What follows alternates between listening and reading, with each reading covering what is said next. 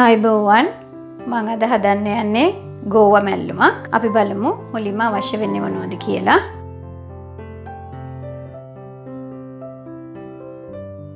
හොදලා හීනයට කපාගත්ත ගෝවා, ගාගත්ත පොල්, සුදු ලූණු, තෙල්, ඕගලන්ට vegetable oil හරි olive oil හරි පාවිච්චි කරන්න පුළුවන්. සූදුරු, අබ ඇට, කහ, රම්පේ කරපිංචා, උඳු ඇට, උරිඩා, ලුණු, ගමිරිස් ඇට, ලූණු, වීලි මිරිස් කරල් දෙකක් පොඩියට කපාගෙන තියෙනවා. ඒ වගේම අවු මිරිස්. දැන් අපි බලමු කොහොමද හදාගන්නේ කියලා.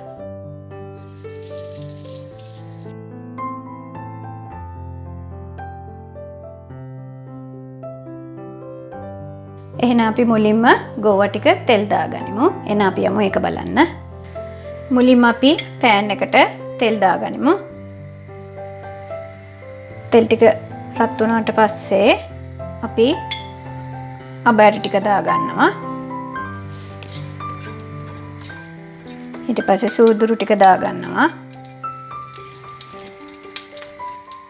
අබෑටයි සූදුරුයි දැන් පුපුරනවා. ඒ වෙලාවේ අපි උඳු ඇට ටික දාගනිමු. උඳු ඇට ඇත්තටම ඔප්ෂනල්. හැබැයි දාගන්න ඕන නම් ඒ ගෝවා මැල්ලුමට හොඳ රසක් එනවා. ඊට පස්සේ මේ ටික ඔක්කොම උඳු ඇට රන්වන් පාට වෙනකන් ටිකක් බැදගනිමු. ගින්දම මධ්‍යම ප්‍රමාණයට වැඩිය ටිකක් අඩුවෙන් තියාගන්න දැන්. දැන් උඳු ඇට ටික රන්වන් පාටට ඇවිල්ලා තින්නේ. මේ වෙලාවදී අපි කරපිංචයි රම්පේ දාගන්නවා. ඒත් එක්කම පොඩියට කපාගත්ත මිරිස් කරල් ටිකක් දාගන්නවා. දාලා ඒ ටික චුට්ටක් බැද ගන්න. දැන් අපි ලූණු ගත්ත ප්‍රමාණයෙන් භාගයක් විතර මේ තෙලට දාගන්න.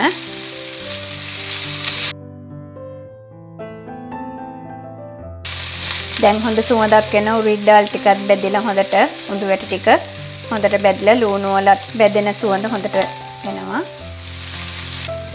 දැන් ලූණු ටික හොඳට බෙදලා තියෙන්නේ. දැන් අපි ගෝවා ටික දාගනිමු.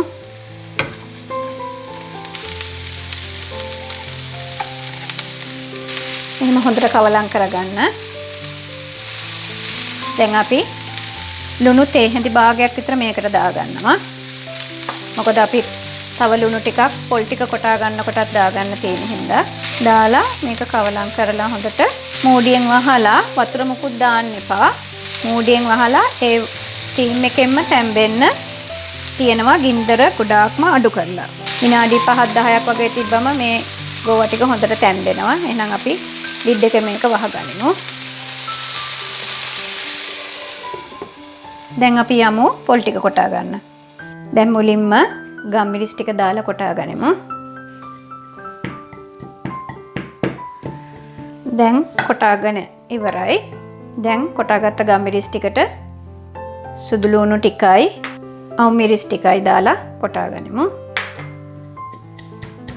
දැන් සුදු ලූණුයි අවු මිරිසුයි ගම්මිරිසුයි කොටාගෙන ඉවරයි. දැන් අපි ඒකට පොල් ටික දාගනිමු.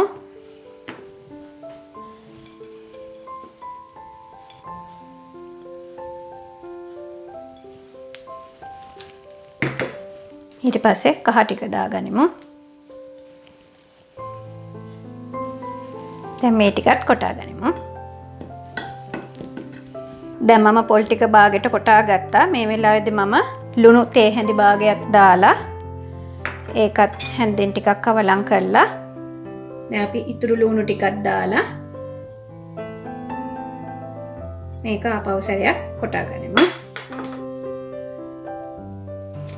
දැන් මම කොටාගෙන ඉවරයි. දැන් අපි මේක වෙන බෝල් එකකට දාගනිමු.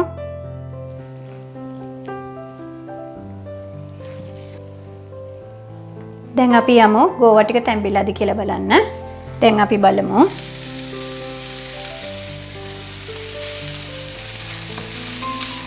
දැන් ගෝවා ටික හොඳට තැම්බිලා තියෙන්නේ. වතුර මේ පොඩ්ඩක්වත් දාන්න නැතුව තැම්බුවේ. ගෝවා ටික අර ස්ටීම් වලින් හොඳට තැම්බුනේ. දැන් අපි මේ වෙලාවේ අර කොටාගත්ත පොල් ටික දාගනිමු.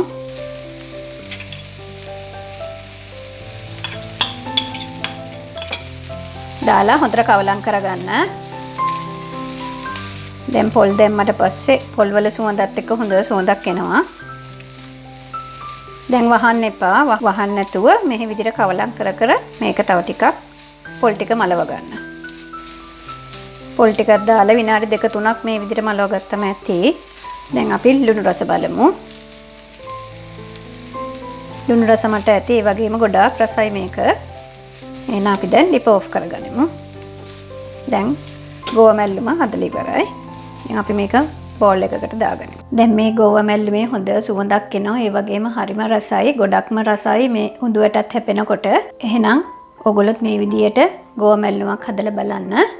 මම එහෙනම් ආයෙත් රස කෑමක් අරගෙන එන්නම්. සුබ දවසක්.